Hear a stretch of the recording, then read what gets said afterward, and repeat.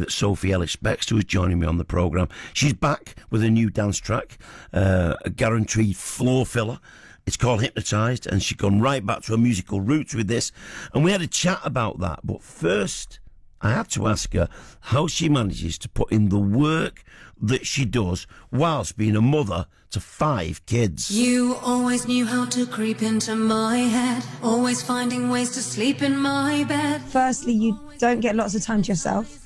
So I wouldn't say it's for the faint-hearted, but like any working parent, you know, I've got lots of support. And now that, I mean, my eldest is 18, so I've been doing what I do and raising a family for nearly 20 years now. And I think you just find, every family finds their feet, don't they, of like the way you like box and cox things.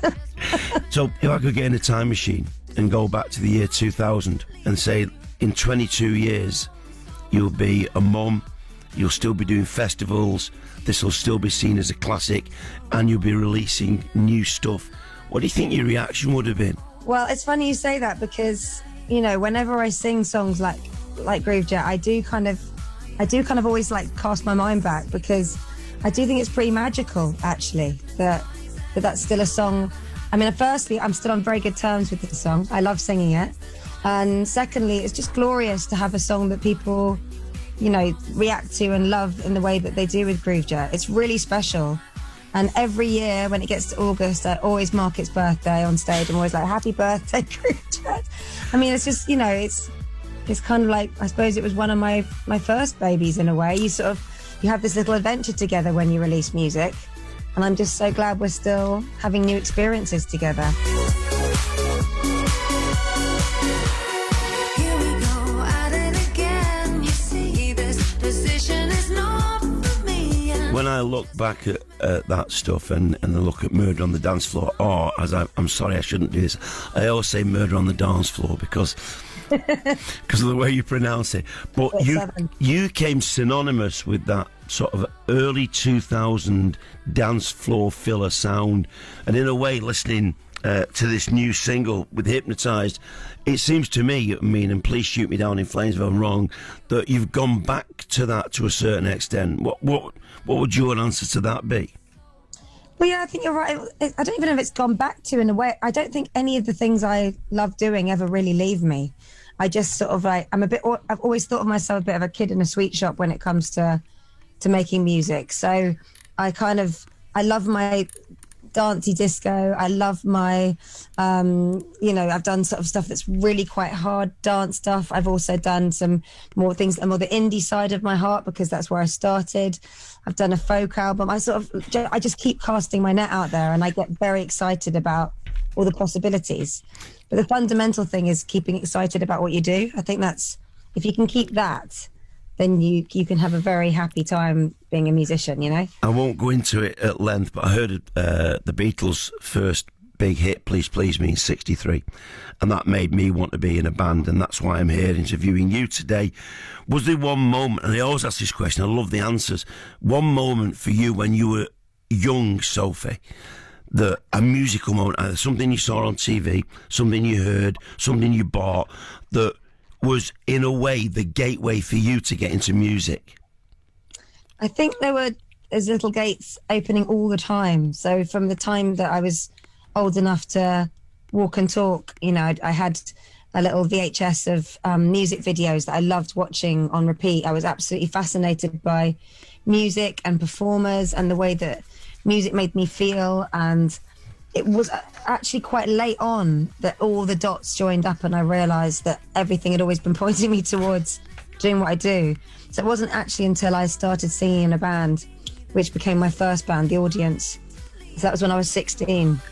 And I only said yes to being in a band because I thought it was something I should probably do once. And as soon as I stood on stage for that first gig, I thought, oh, I think I found it.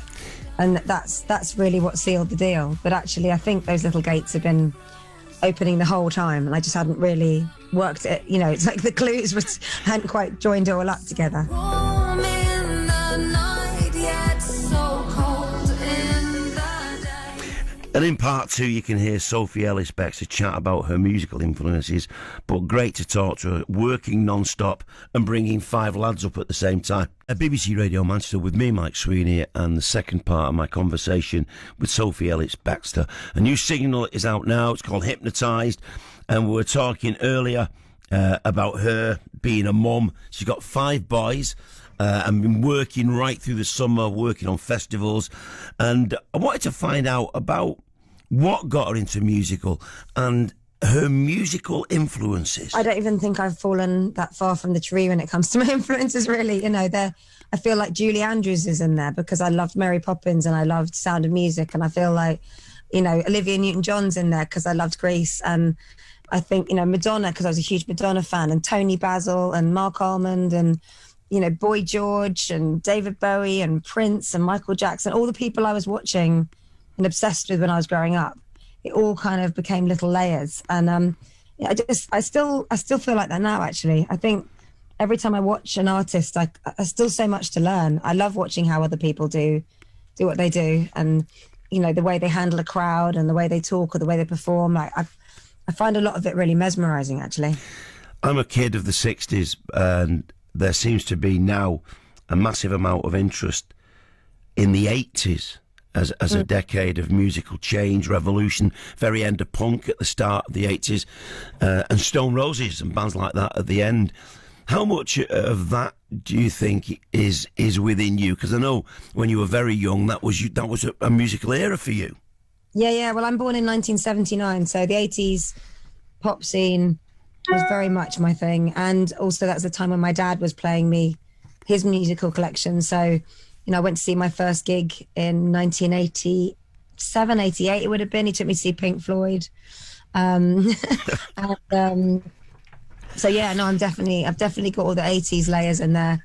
And then for me, the big sort of influence in the 90s was all the Britpop thing, because that's when I was sort of 13, 14, 15. So that really fertile bit of your life where you're looking to be influenced by something that's just for your generation, not passed down. So that was really significant as well. It fascinates me when I'm talking to artists that have had serious success with music, how when it comes to releasing something that's new, like now, you make sure that the quality control's the same. You know, there's no use releasing Hypnotised if it's okay. It's got to be really good. It's got to be like Take Me Home.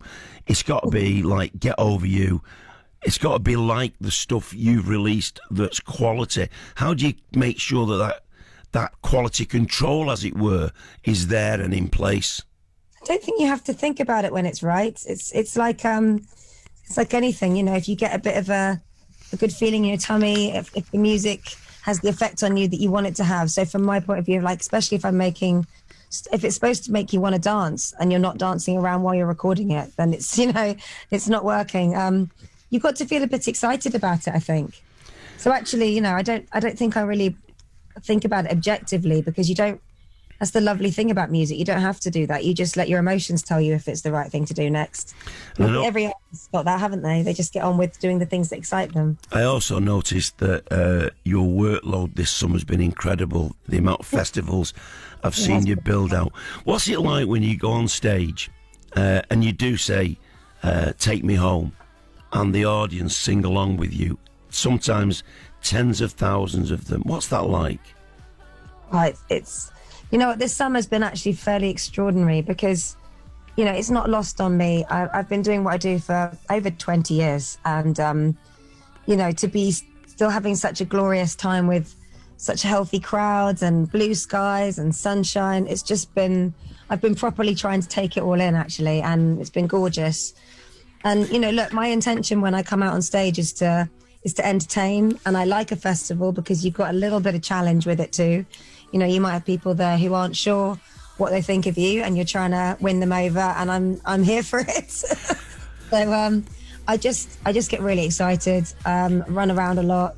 I have moments where I'm literally on stage and then I'll think, God, I love what I do so much. So no, it's been wonderful. And yeah, you're right, it's been very busy summer, but how brilliant, how lucky am I? I've been working a long time to be able to have such lovely summers, so I'm very happy. When you gave me promises of paradise, then took them back again. again before my eyes. That's Hypnotised, new single from Sophie Ellis-Bextor, and great talking to Sophie. She is so very down to earth,